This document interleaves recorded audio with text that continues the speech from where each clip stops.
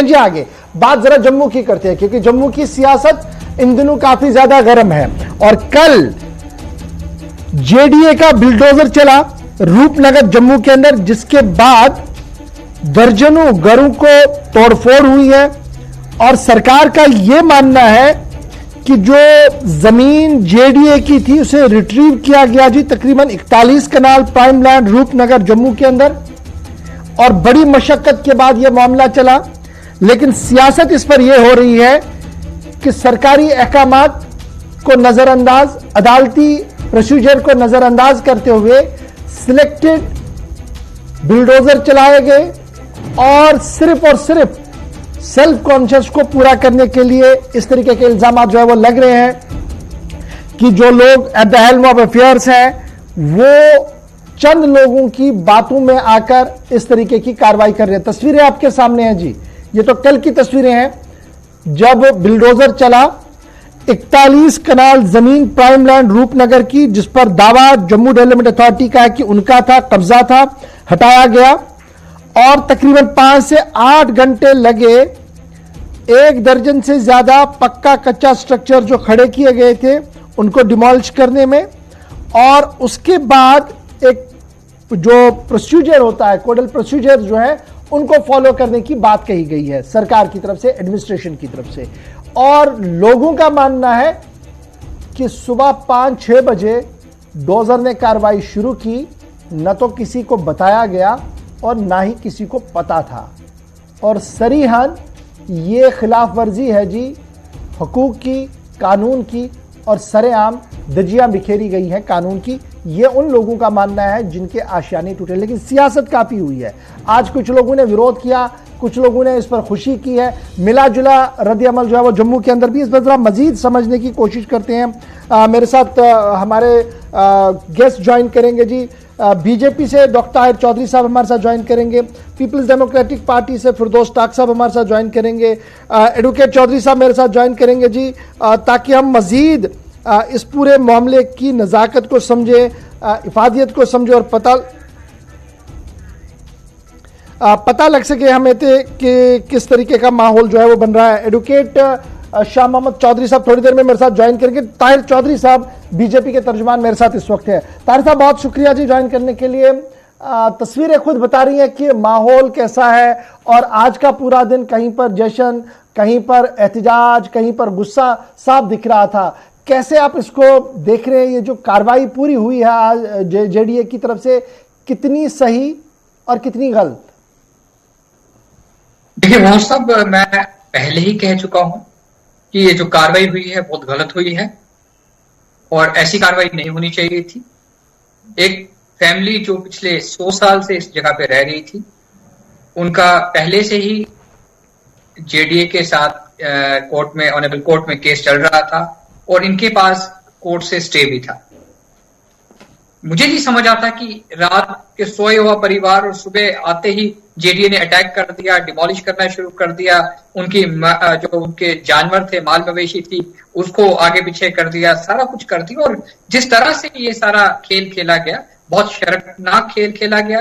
भारतीय जनता पार्टी का spokes person होने के नाते हम इस चीज का कड़े शब्दों में मजामत करते हैं। बहुत गलत हुआ, बहुत बुरा हुआ, लेकिन जिन लोगों ने भी किया उसके ऊपर ऑनरेबल एलजी साहब को देखना चाहिए कि क्यों हुआ ऐसा, इंटरवीन करना चाहिए। ऐसी चीजें नहीं होनी चाहिए। मैं कह रहा हूं जिस तरह इन लोगों के ऊपर अटैक किया गया है जेडीए की तरफ से, ऐसा क्यों किया गया इनके घरों के ऊपर? इन लोगों को मार दिया जाता, इससे अच्छा किस्सा ही खत्म हो जाता। जमीन भी जेडीए को मिल जाती, थोड़े दिन सभी लोग प्रोटेस्ट करते, कंडोलेंस करते, बाद में सभी भूल जाते। ऐसा करते थे ना, उनको जीने में रहने दिया गया, ना मरे हुए में रहने दिया गया उस परिवार को। ये क्या कुछ हो रहा है जम्मू में? क्या ये जो एक लॉजिक पैदा करने की कोशिश की जाए है डॉक्टर साहब की, जो कुछ हुआ जी ये अदालती अहकामात के तहत हो रहा है, ऑल जो भी देखा गया है जी ये कार्रवाई ऐसे हो रही है? और क्या मैं ये मानूं कि अफसरशाही इतनी ज्यादा पावरफुल हो गई है कि कंसल्टेशन प्रोसेस खत्म कर दिए गए हैं? देखिए गौर साहब, जो कुछ हो रहा है बहुत गलत हो रहा है और बार बार गुज्जर बकरवाल समुदाय को, गुज्जर समुदाय को टारगेट किया जाता है। क्यों किया जाता है? ऐसा नहीं होना चाहिए। ये वफादार लोग हैं, सही हिंदुस्तानी अगर लोग हैं तो गुज्जर कौन है? हिंदुस्तान का झंडा लेके आगे चलने वाले लोग हैं। इन लोगों ने कुर्बानियां दी हैं। और मैं ये सीधी सी बात कहूंगा आपके माध्यम से, अगर ये लोग हैं तो जम्मू कश्मीर के अवाम को दूध मुहैया होता है, घरों घरों में दूध जाता है, हमारे बच्चे दूध पीते हैं। क्या कुछ नहीं करते ये लोग? पूरी उम्र तो ये लोग यही तपस्या करते रहे, एक जगह से दूसरी जगह, दूसरी जगह से तीसरी जगह। इनको कहीं बसने नहीं दिया, कहीं टिकने नहीं दिया। और आज एडमिनिस्ट्रेशन का ये हालात है। कल के जो वाकया हुआ है उसमें तो पुलिस भी शामिल थी, पुलिस का भी हाथ था, एडमिनिस्ट्रेशन का भी हाथ था, डिपकॉम का भी हाथ था। सभी एजेंसियों ने एक साथ होकर ऑपरेशन चलाया। फिरदौस टाक साहब भी हमारे साथ हैं। फिरदौस साहब बहुत शुक्रिया जी ज्वाइन करने के लिए। मैं देख रहा था मैडम मुफ्ती का भी ट्वीट आया है। सीधी सी बात है, ट्वीट लाजिम बनता था, रिएक्शन आनी थी वहां से, लेकिन आप ग्राउंड जीरो को देखते हैं, आप जम्मू के अंदर है और सिचुएशन को एसेस कर पा रहे हैं। पहले दिन से ही, बड़े दिनों से ये खदशा था कि जनाब ऐसा होने वाला है। अब ये स्पेसिफिक रूपनगर में होगा, शायद ये किसी ने सोचा भी नहीं था, लेकिन अफवाहें बड़ी थी। तो क्या मैं ये बनूं कि पहले अफवाह डाली गई मैदान में और जब ये देखा गया कि ऑल इज वेल, उसके बाद जेडीए अपने प्लान को एग्जीक्यूट करने में कामयाब हुआ? कोई पहला इंसिडेंट पिछले 3-4 सालों में जम्मू और जम्मू के आसपास की जो लोकेलिटीज है उसमें नहीं हुआ है। और यकीन मानिए कि तकरीबन 100-150 के करीब फैमिलीज जो है ऑलरेडी अपना जो है घर बार लुटा चुके हैं, जो ये एंटी एनक्रोचमेंट के ड्राइव के नाम पर जो भारतीय जनता पार्टी और भारतीय जनता पार्टी के जरिए जो एडमिनिस्ट्रेशन यहाँ पर है। जम्मू में बहुत देर से जो मुस्लिम तबका है उसके खिलाफ एक बहुत सिंस्टर डिजाइन्स के तहत फ्रंट खोला गया है। पहले भारतीय जनता पार्टी की तरफ से जम्मू के जो गुजर है और बकरवाल है और मुसलमान तबका है, माइनॉरिटी तबका है, उनको हमेशा से जो है जियोग्राफिक थ्रेट, जियोपॉलिटिकल थ्रेट के तौर पे पेश किया गया।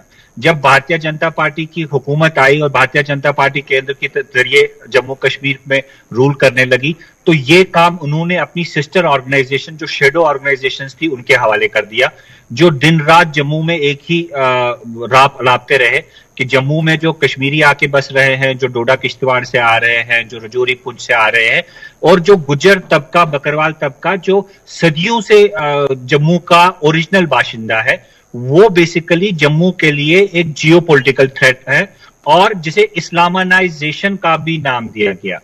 और पिछले 1.5-2 साल से हमने ये बहुत सारे आइसोलेटेड इंसिडेंट्स नहीं है कि जहां पे पर्टिकुलरली एक कम्युनिटी को टारगेट किया जा रहा है और पर्टिकुलरली एक घर, 2-2 घर को टारगेट करके जेडीए के नाम पर, म्युनिसिपलिटी के नाम पर, इवन देन के बठंडी और सुंजवा में भी हुकाम की तरफ से एक कैंपेन लॉन्च किया गया, लेकिन बर वक्त वहां के लोगों की बहुत सारी रिजेंटमेंट पेश हुई, वहां पे प्रोटेस्ट हुए, वो कैंपेन जो है रोक दी गई। उसके बाद सिदरा पे एक पर्टिकुलर कम्युनिटी की तरफ से बिजनेस एस्टेब्लिशमेंट खोली गई, वहां पे रेस्टोरेंट्स खोले गए, कैफेज खोले गए, ईटिंग जॉइंट्स खोले गए और जिला इंतजामिया और सूबाई इंतजामिया ने ये यकीनी बनाया कि वहां पे जितने भी बिजनेस हाउसेस थे उनको शट डाउन करवाया गया, क्लोज डाउन करवाया गया, क्योंकि वो एक पर्टिकुलर तबके के नौजवानों ने वो बिजनेस शुरू किया था। तो ये जो डॉक्टर साहब अभी कह रहे थे कि ये एडमिनिस्ट्रेशन कर रही है, इंतजामिया कर रही है, या तो ये बात हकीकत है कि चूंकि ये किसी और तबके से ताल्लुक रखते हैं और भारतीय जनता पार्टी की जो कोर ग्रुप्स की मीटिंग होती है उनमें भी इनको क्या कहते हैं शामिल नहीं किया जाता। मैं चौधरी साहब के पास जाऊं उससे पहले मैं डॉक्टर साहब जरा आपके पास दूंगा। कहने के ये जो जनाब बड़े दिनों से तो ये अफवाहें थी कि ऐसा हो रहा और बड़ी बार हुआ भी है, ये तो सीधे सीधे बात बीजेपी पर ही आ रही है कि बीजेपी लेड गवर्नमेंट ही है तो करवा रही है, और यहां पर डॉक्टर साहब रो रहे हैं जी, कह रहे हैं कि ऐसा क्यों हुआ। उसके बाद जरा मैं चौधरी साहब के पास भी चलूंगा कानूनी पहलू जानने के लिए। जी डॉक्टर साहब।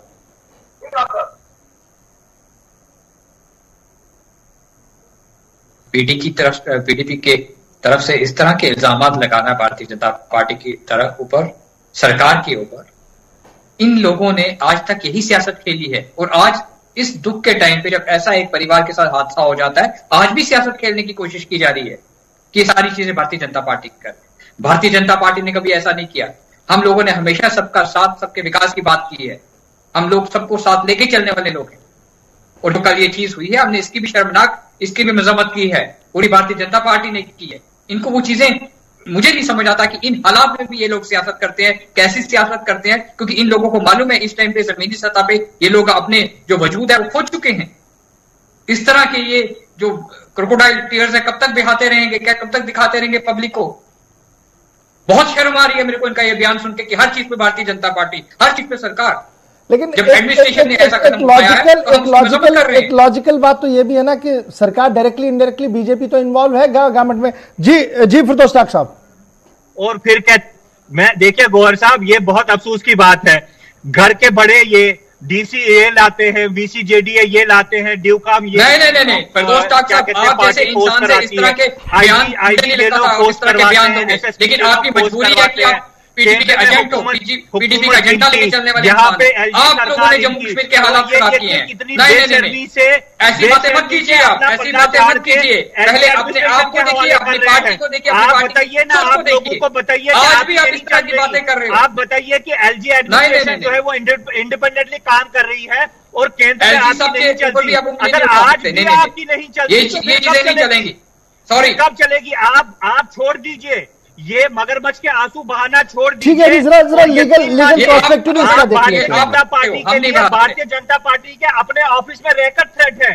जब आप दफ्तर से बाहर निकलते हैं तो आपके बारे में भी यही कहा जाता है कि इसके सामने कोई बात मत करना, क्योंकि ये मुसलमान है, क्योंकि ये माइनॉरिटी से है, क्योंकि ये एक तबके से है। भारतीय जनता पार्टी में, हमारी ऑर्गेनाइजेशन में कोई भी ऐसी चीज नहीं। आप जितनी जल्दी इसको समझ पाए उतनी जल्दी आप। ठीक है डॉक्टर साहब मैं आऊंगा दोनों के पास। जरा चौधरी साहब के पास चलते हैं।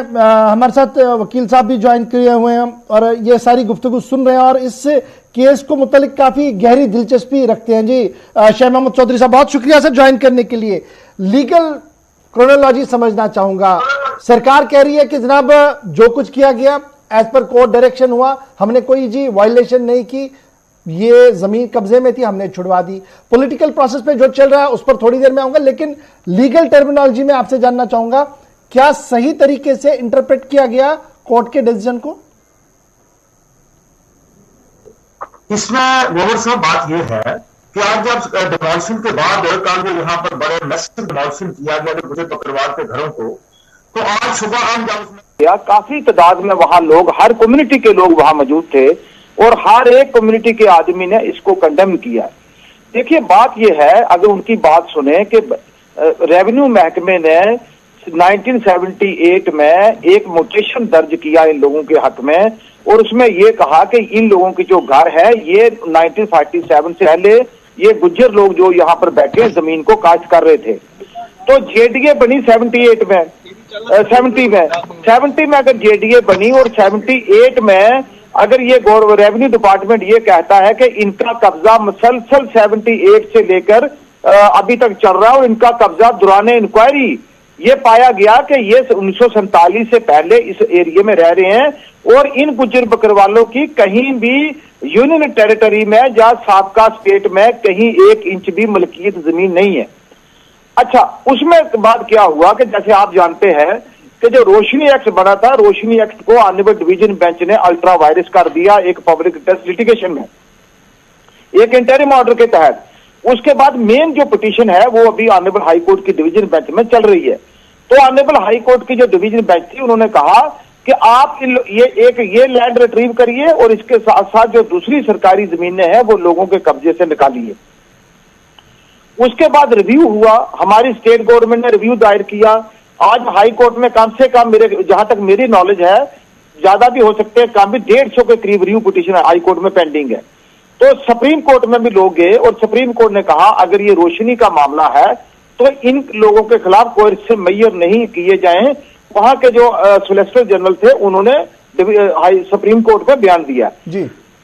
जहां तक इनका ताल्लुक है, इनका जो हमें कागज बताए इन्होंने 16 दिसंबर को ऑनरेबल डिवीजन बेंच ने इनके केस को खारिज किया और ये कहा कि आप दूसरी रेमेडी जो है उसको देखें क्योंकि ये एक्ट ऑलरेडी अल्ट्रा वायरस हो चुका है। तो इनका एक केस उन्होंने बताया कि हमारे डिस्ट्रिक्ट कोर्ट में भी एक केस चल रहा जहां से स्टेटस को था। देखिए कोर्ट्स ने ये कहा है कि जो इनकी अल्टरनेटिव रेमेडी है वो ये अपनी रेमेडी को करेंगे, इस्तेमाल करेंगे अपनी रेमेडी का। तो पुलिस का जाके सुबह मैं कहता हूं एज ए लॉयर कि भाई मान लिया जाए ये इनका कोई केस नहीं है, लेकिन इनके कब्जे में जमीन जो है वो 60-70 साल से है, ये अनऑथराइज्ड ऑक्यूपेंट मैं इनको मान के चलता हूं। हमारे ऑनरेबल सुप्रीम कोर्ट की बहुत सी जजमेंट्स हैं जिनमें यह कहा गया है कि अगर कोई ट्रेसपासर है, अगर कोई अनऑथराइज्ड ऑक्यूपेंट है उसको लॉ के तहत निकालना है, नोटिस दे के उसको सुन के, और अगर इनको नोटिस आता ये अपनी जो अल्टरनेटिव रेमेडी इनके पास थी ये कोर्ट में जाते अपनी चाराजोई करते। लेकिन क्योंकि पुलिस के साथ जेडीए सुबह आई और जेडीए ने आके तहस नहस करके रख दिया। और मौके पे मैं आपको बताऊं कि मैंने मौके पे जाके हम लोगों ने देखा है कि इनकी गाय, भैंसें, बकरियां, बच्चे, बच्चियां, औरतें, बुजुर्ग जो है गिरा के सब बाहर बैठे हैं। तो जो कल से लेके इनको खाना नहीं मिला, जानवरों को खाना नहीं मिला, और जानवर जो है उनका दूध सामने जाया हो रहा है। तो इस मतलब ये है कि हम डेमोक्रेसी में रहते हैं, we are governed by the rule of law. अगर आपने किसी को निकालना भी है तो उसके लिए एक तरीका है। अगर जमीन जेडीए की है, सरकार की है, ये नोटिस देके जाते, दोपहर को जाते, उन लोगों से बात करते, वहां पर उनका कारपोरेटर है, वहां पर पंचेज हैं, सरपंचेज हैं, बैठते, इस मसले का हल होता। मैं ये कहता हूं कि अगर ये जमीन उस वक्त खाली नहीं थी तो जेडीए ने हाई कोर्ट में ये प्ली ली है कि ये जमीन कुछ लोगों को अलाट की है। मैं ये कहता हूं कि जब इस जमीन का डिस्प्यूट था, जब ये जमीन का मामला सबजुडिस था, जब ये जमीन खाली नहीं थी, तो जेडीए ने उन लोगों के साथ भी धोखा और बेईमानी की है जिनको ये जमीन अलाट की है। जो ठीक है जी, ये तो इसका लीगल प्रोस्पेक्टिव है। लेकिन ताहिर चौधरी साहब, बड़े भाई की हैसियत से, बीजेपी बड़ी पार्टी है, मुल्क के अंदर हुकूमत कर रही है, 24 घंटे हुए, लेकिन एक बड़ा बयान है, एक नेता भी आज नहीं देखा। मैं चेक कर रहा था, हो सकता है मेरे पास वो नॉलेज ना हो जो आपके पास हो। बीजेपी की तरफ से एक वर्ड ही कहा जाता, कम से कम उन लोगों के पास जाया जाता, उनकी बात को सुना जाता, उनको कहा जाता कोई बात नहीं, हम आपकी आवाज उठाएंगे जी एलजी साहब के पास। ऐसा भी तो नहीं हुआ, इसीलिए तो नाराजगी है।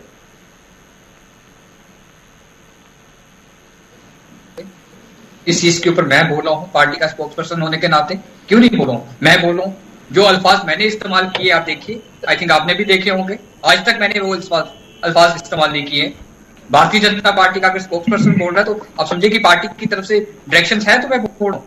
हमारी पार्टी पूरे सिस्टम से चलती है और साथ, और पार्टी को इस चीज का बहुत धक्का लगा है जो चीज हो रही है। कहीं ना कहीं जम्मू में जो बाबू राज चल रहा है, अगर ऐसे चलता रहा तो आने वाले टाइम पे ऐसे हादसे और भी किसी के साथ भी हो सकते हैं, कहीं पे भी और ड्राइव्स भी ऐसे चल सकती हैं। इन चीजों के लिए हमें सोचना पड़ेगा। भारतीय जनता पार्टी इस चीज को बहुत सीरियसली ले रही है। मुझे लगता है आने वाले दिनों में जो भी डिसीजन इस परिवार के लिए होगा बेहतर होगा, पॉजिटिव होगा। हम इस परिवार के साथ हैं, इस दुख की घड़ी में हम उनके साथ हैं। डॉक्टर साहब, पीडीपी को ऐसा क्यों फील हो रहा है कि ये तो जनाब ट्रेलर है, अभी कहानी बाकी है, जैसे आपने कुछ चीजें गिनवाई भी, और आपका ये अप्रहेंशन क्यों है कि जनाब सब कुछ एक प्रोग्राम के तहत चल रहा है और ये चीजें जो है ये शो ऑफ के लिए टीवी पे हो रही है सारी?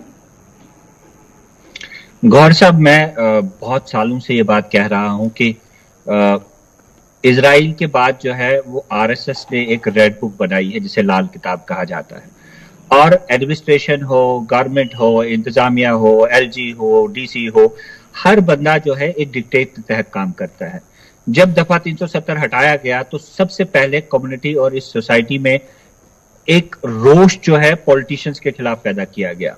टारगेट पॉलिटिशियंस को किया गया कि देखिए जी, आपको किसी को नुकसान नहीं है, यहाँ की जो रीजनल लीडरशिप है ये सब कुछ कराया इनका है, तो हमने इनको सबक सिखाना है।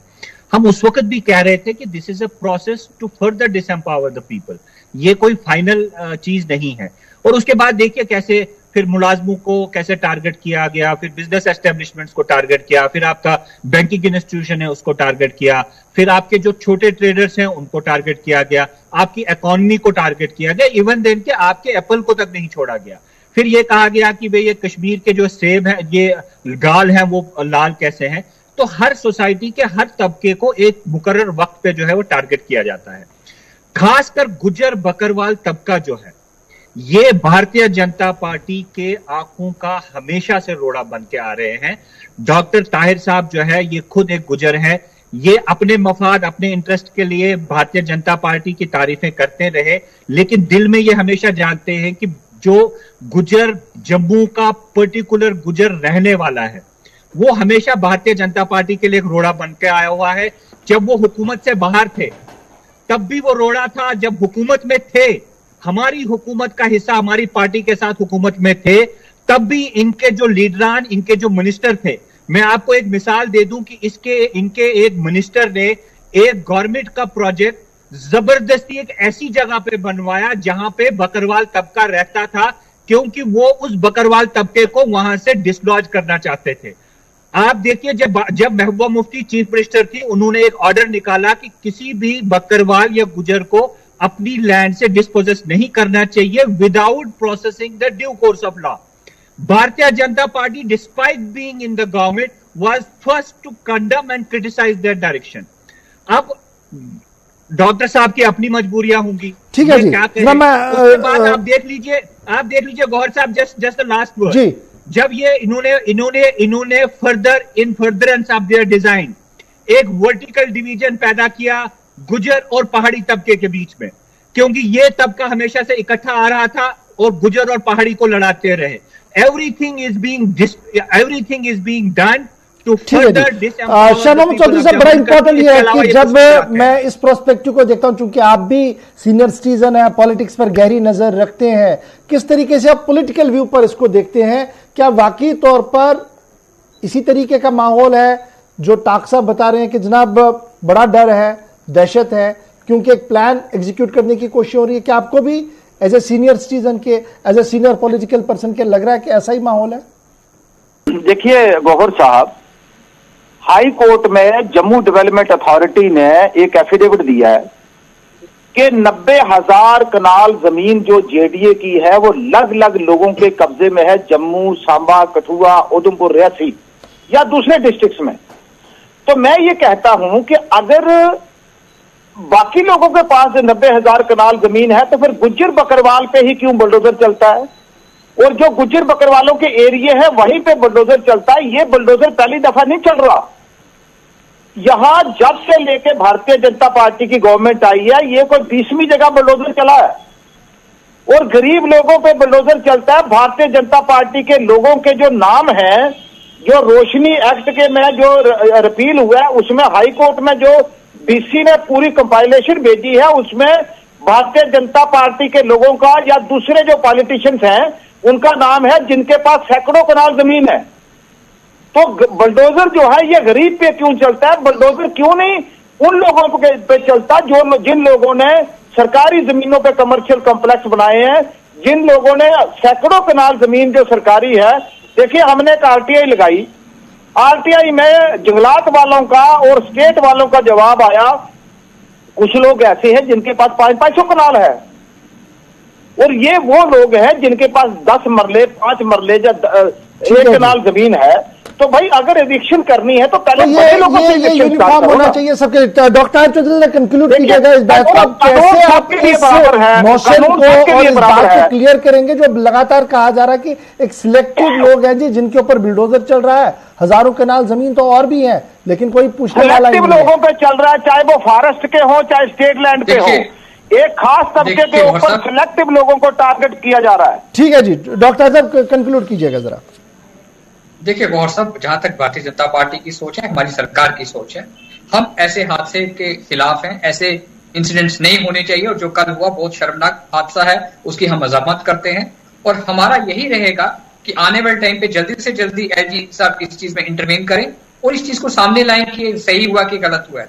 उस फैमिली को कंपनसेट भी करना है, उस फैमिली को मरहम भी लगाना है, हमने उस फैमिली का रिहेबिलिटेशन भी करना है जिनका कल नुकसान हुआ है। प्रिवेंशन चाहता हूं, मैं डॉक्टर साहब को ये कहना चाहता हूं कि एक फैमिली नहीं है, वो 20 फैमिलीज हैं।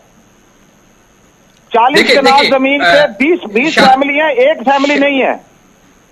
शाह मोहम्मद साहब, सबके साथ इंसाफ होगा और जो कल का ये गिनहुगोन जो इन्होंने किया है, कल सुबह जो कुछ भी किया है, जेडीए ने किया और जो बाकी एजेंसीज ने मिलकर किया है, सबके ऊपर कार्रवाई होगी और एलजी साहब सब चीज देख रहे हैं। मैं इस चीज के ऊपर कल से बोल रहा हूं और मैंने जो अल्फाज इस्तेमाल किए हैं, जो मेरी टोन थी, वो पहली बार मैं इस तरह से बोला हूं, मैं कभी ऐसे नहीं बोला हूं। ठीक है, टाक साहब जरा अपना फीडबैक दे दीजिए। मैंने जी लास्ट कमेंट टाक साहब। डॉक्टर साहब, वी रेस्पेक्ट योर कंसर्न, आपका एक जेन्युइन कंसर्न है, एक कम्युनिटी की तरफ एक कंसर्न है, लेकिन हम उम्मीद रखेंगे कि आप ये मसला उठाएंगे, लेकिन आपसे एक एश्योरेंस भी चाहते हैं। अगर आप भारतीय जनता पार्टी, आपको लगता है कि जो आपकी बात है ये भारतीय जनता पार्टी की बात है, तो आप ऑनलाइन एक एश्योरेंस दे दीजिए कि अगर आपकी कही हुई बात, अगर ये जो फैमिलीज इफेक्ट हुई हैं, इनको दोबारा नहीं बसाया जाता है और फ्यूचर में ऐसी कार्रवाई एक मखसूस तबके के खिलाफ नहीं होती है, तो आप भी भारतीय जनता पार्टी के खिलाफ प्रोटेस्ट करके भारतीय जनता पार्टी से इस्तीफा देंगे। ये तो बड़ा मामला बन गया जी डॉक्टर साहब। नहीं, देखिए डॉक्टर साहब पॉलिटिशियन के साथ एक वकील भी हैं और ये बहुत हर तरह की चाल जानते हैं और स्पेशली जिस पार्टी को बिलोंग करते हैं वो पार्टी के तो है ही सारे षड्यंत्र हैं उस पार्टी में। वो पार्टी सुबह शाम षड्यंत्र ही करती है। इस इशू को एश्योरेंस तो दे दीजिए, एश्योरेंस तो ऑन रिकॉर्ड तो एश्योरेंस दे दीजिएगा। लोगों को इंसाफ बार कह चुका हूं। देखिए ना, जो चीज मैं कह चुका हूं, गौहर साहब ने भी वो आई थिंक बाइट भी देखे होंगे, वो प्रोग्राम भी देखा होगा। गौहर साहब इस चीज को एडमिट करेंगे। अभी मैं बहुत ये चीज कह चुका हूं और मैं एलजी साहब को भी गुहार लगाऊंगा, होम मिनिस्टर साहब को भी लगाएंगे, पीएम साहब को भी लगाएंगे कि गुज्जर बकरवाल एक ऐसा जम्मू कश्मीर का तबका है जो यहाँ की एक खूबसूरती है, उसको डैमेज मत करो, उनको तंग मत करो। जहां पे रह रहे हैं उनको रहने दिया जाए। बहुत शुक्रिया जी आप तीनों मेहमानों को मेरे साथ ज्वाइन करने के लिए। डॉक्टर साहब, शाह साहब और चौधरी साहब, बहुत शुक्रिया जी ज्वाइन करने के लिए।